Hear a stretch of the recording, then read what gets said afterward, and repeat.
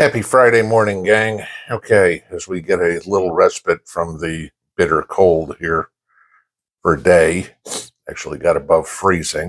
What do you know? My kitchen sink works. Good. Okay. It's supposed to go down again.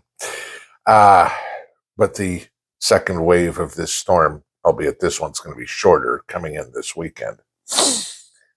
But of course, with the storm coming in, Congress, hey, it's going to be cold, so, we can't go to work.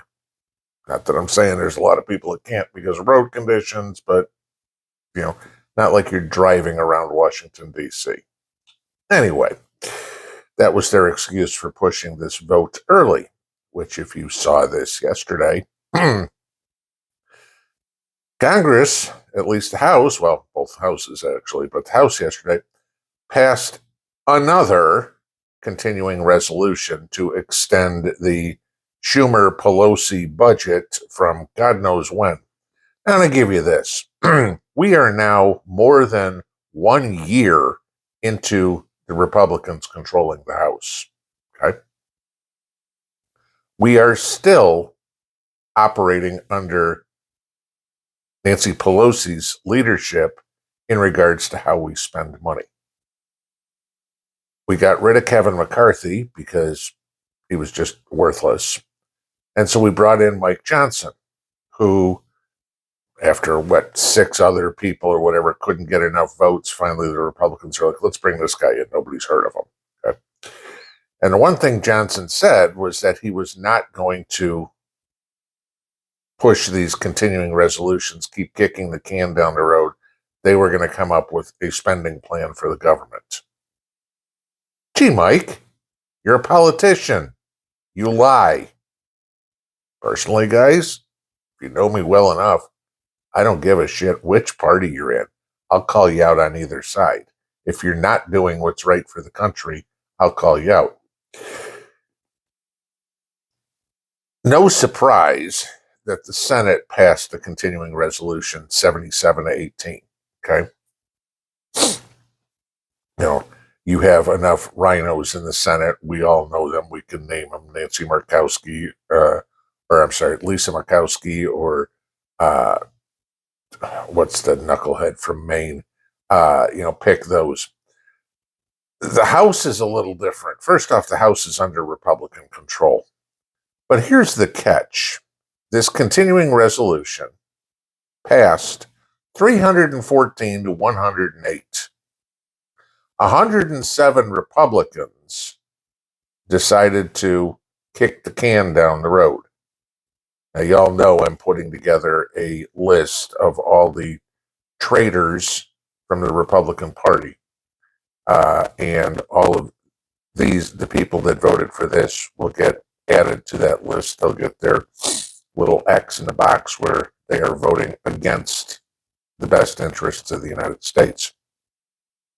And I'll get that out to everybody somewhere over the summer as we get more and more of these votes. So you have an idea who in Congress doesn't deserve your vote.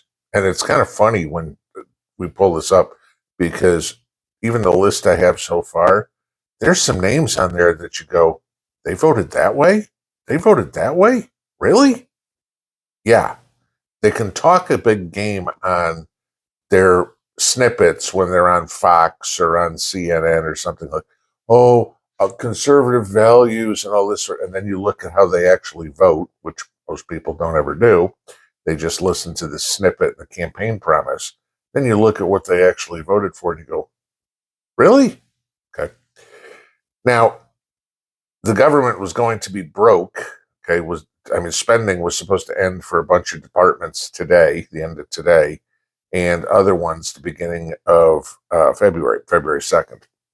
And now they've kicked the can down the road for another 6 weeks to March 1st and March 8th, depending on the department, how they're going to be funded.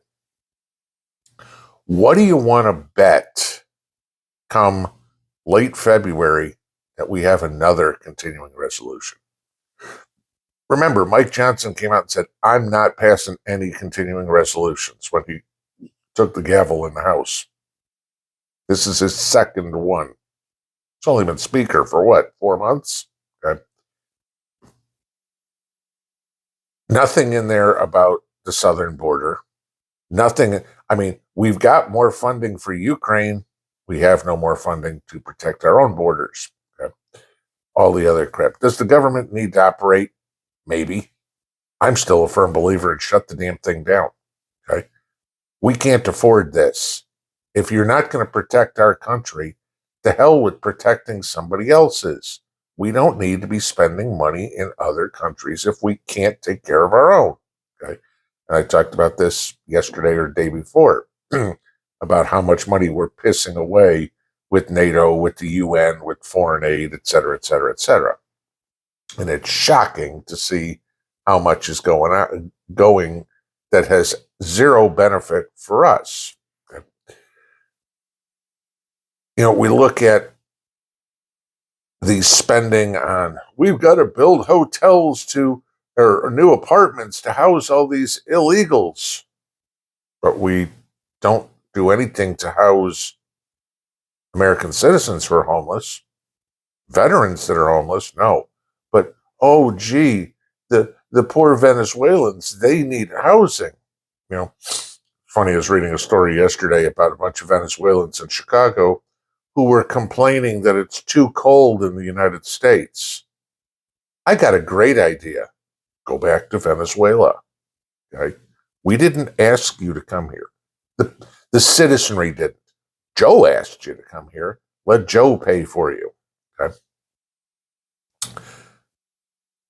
But we're going to spend more money, a blank checkbook, watch for more inflation because more government spending is more government borrowing, which means more hidden taxes, which is what inflation is.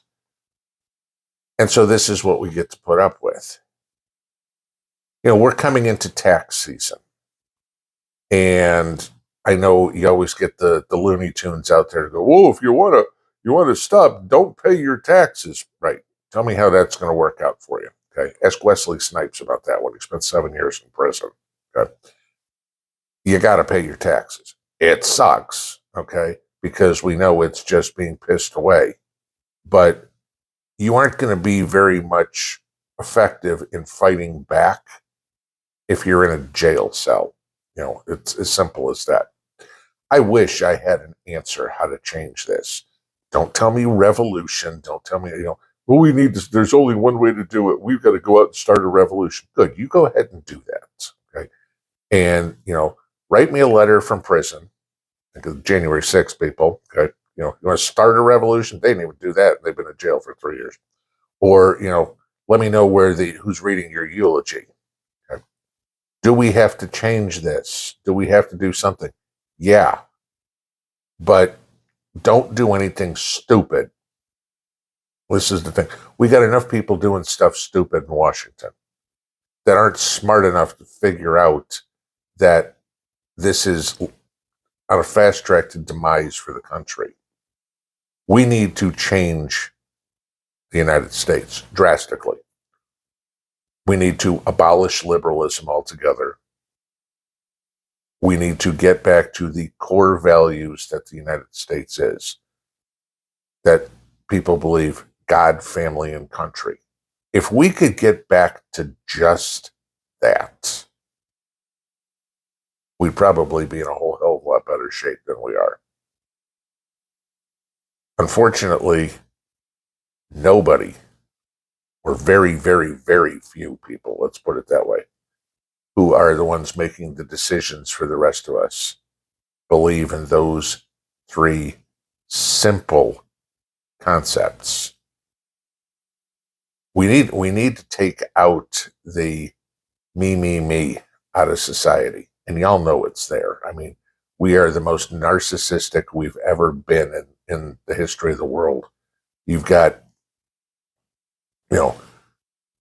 people putting up TikTok videos of shaking their ass or, doing all the, hey, I can't be a school teacher anymore. I'm better off on OnlyFans or something like. I mean, this is how far we've gone. Okay, where there is no self-respect anymore, where there is no dignity anymore. Walk around with your head held high and do something that you're proud of. And you'd be amazed how different you are than everybody else. Because it's a good feeling when I go to the store, open the door for somebody in front of me, or help somebody get something off a shelf that maybe they can't reach. Just being polite, just being helpful, just being friendly. I'm not running through the store trying to push people out of my way or something of the sort like that, because it's all about me. The people in Washington think it's all about them. They don't care about you. It's time we have different people in Washington. We don't need lawyers. We don't need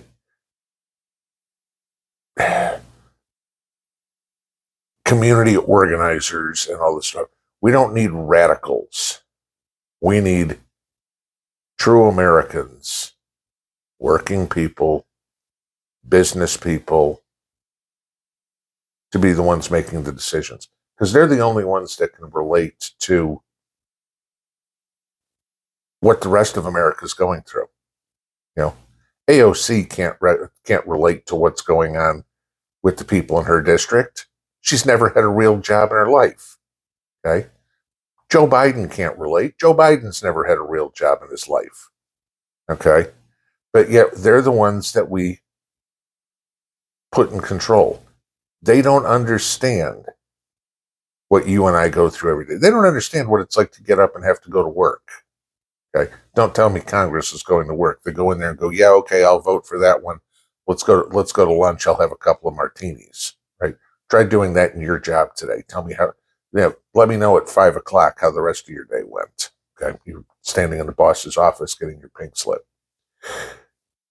That's the problem. We need to get back to morals. We need to get back to dignity. We need to get back to decency in this country, because the swamp is getting swampier every day. And when they go decide that, hey, the easiest solution is just to kick the can down the road again and cost the American public more, maybe it's time for us to kick them out of office. Pinball out.